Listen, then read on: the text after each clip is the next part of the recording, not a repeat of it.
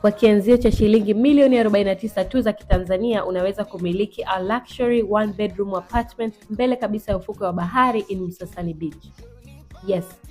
Hii ni kwa wale wanaotaka kufanya biashara ya Airbnb, kuwa na rental homes, vacation home ama personal investment with high return on investment. Mradi wetu unatarajiwa kukamilika 2027 na kuna ambazo zitakamilika 2028 on time. Tuna 1, 2 and 3 bedrooms.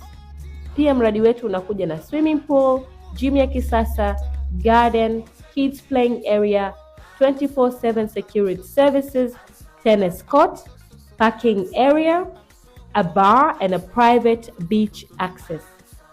Hizi apartment zetu zinakuja semi furnished. Yes. Unaweza kulipia 20% down payment, inayobaki unalipia ndani ya miaka miwili in a flexible payment plan.